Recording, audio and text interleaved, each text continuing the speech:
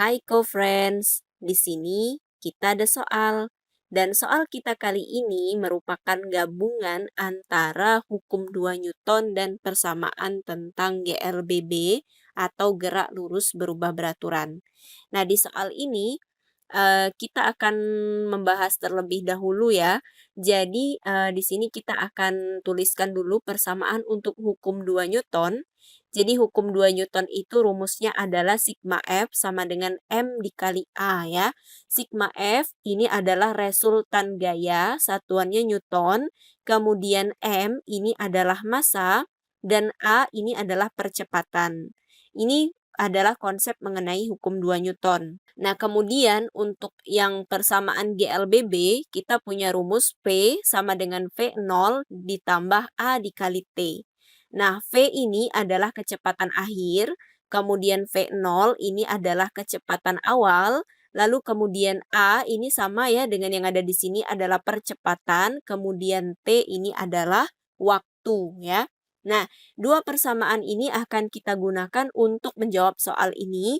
Di soal ini disebutkan katanya, seorang pemain ski meluncur dari keadaan diam menuruni suatu bidang miring dengan kemiringan 37 derajat.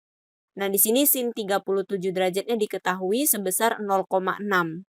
Nah, kalau begitu berarti di sini juga ada koefisien gesek, berarti ada gaya gesek. Kita bisa menggambarkan diagram gayanya terlebih dahulu. Ini ya. Jadi pemain skinya kita anggap sebagai benda titik saja di sini. Maka kalau dia punya massa ya, pemain ski pasti punya massa, berarti dia punya gaya berat arahnya ke bawah ya, ini W. Kemudian ada sudut theta juga yang terbentuk di sini. Kita proyeksikan W-nya terhadap theta, maka jadinya di sini W cos theta dan di sini ada W sin theta. Nah, selain gaya berat ini, juga ada gaya gesek ya, karena ada koefisien gesek. Nah, arah geraknya ini menuruni bidang miring, maka kita tuliskan seperti ini. Berarti gaya gesek ini arahnya selalu berlawanan dengan arah gerak, maka gaya geseknya menaiki bidang miring ya. Lalu karena ada sentuhan antara si pemain ski, kaki pemain ski dengan permukaan miring ini, maka dia juga ada gaya normal. Nah, gaya normalnya arahnya tegak lurus dengan permukaan bidang miring ya. Oke, jadi ini gaya-gayanya. Dan sekarang kita akan meninjau, jadi di sini kita akan ambil sumbu X dan sumbu Y ya. Jadi patokannya seperti ini. Ini kita gambarkan. Nah, ini adalah X ya, dan X positif itu ke arah bawah ya, menuruni bidang miring.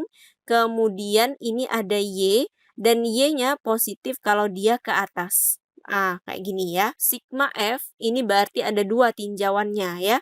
Yang pertama, sigma Fx itu sama dengan M dikali A.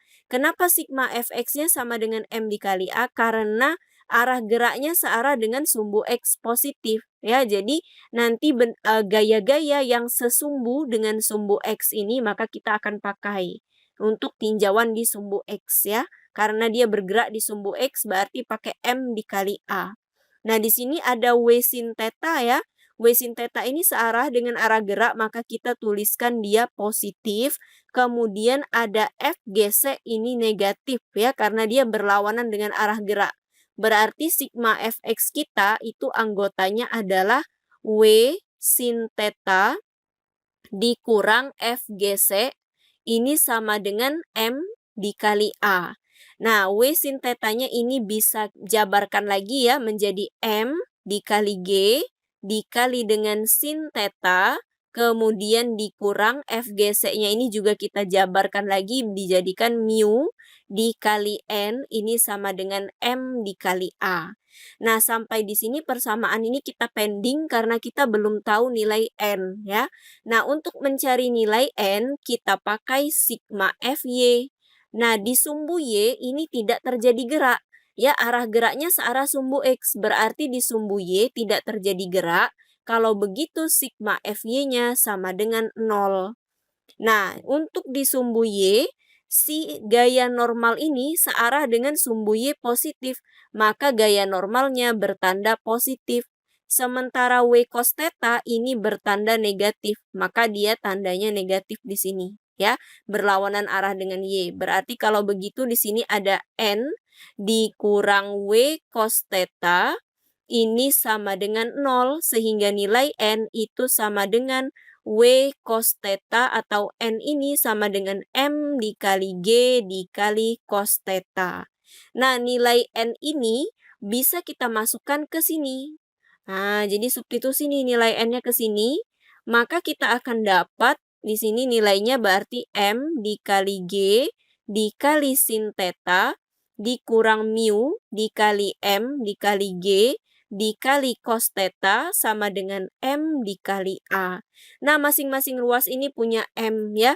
Jadi kita coret M yang di sini sama M yang di sini sama M yang di sini. Jadi M-nya habis. Sekarang yang tinggal ini ada G ya. G di sini, G-nya ini nilainya 10 ya.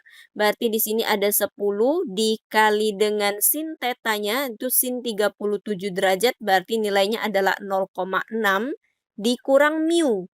Koefisien geseknya ini ya 0,10 berarti di sini 0,10 dikali G-nya 10 lagi.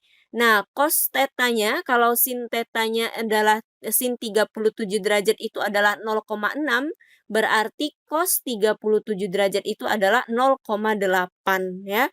Ini sama dengan A. Nah, 10 dikali 0,6 dapatnya 6 ya. Dikurang dengan 0,1 dikali dengan 10 dapatnya 1, dikali 0,8 dapatnya tetap 0,8. Ini adalah nilai A. Maka nilai A-nya adalah 5,2 meter per sekon kuadrat. Nah, inilah nilai dari si A. Ini adalah jawaban kita yang pertama ketika yang ditanyakan adalah percepatan pemain ski menuruni bidang. Jadi percepatannya adalah 5,2 meter per sekon kuadrat. Nah, untuk menjawab pertanyaan yang B, kita ditanyakan kelajuannya setelah bergerak selama 6 sekon, berarti kita akan menggunakan persamaan GLBB. Berarti kalau begitu di sini untuk menjawab yang B, kita pakai rumus P sama dengan V0 plus A dikali T. Nah, sekarang V0-nya ini katanya bendanya pemain skinya meluncur dari keadaan diam, berarti V0-nya adalah 0 meter per sekon, ditambah nilai A-nya tadi 5,2 meter per sekon kuadrat, dikali dengan nilai T-nya 6 sekon. Maka ini dapatnya 5,2 dikali dengan 6 ya. Ini dapatnya adalah 31,2 meter per sekon. Nah, jadi kecepatan dia setelah 6 sekon atau 6 detik itu adalah 31,2 meter per sekon. Oke, sekian pembahasan kali ini. Sampai jumpa di video berikutnya.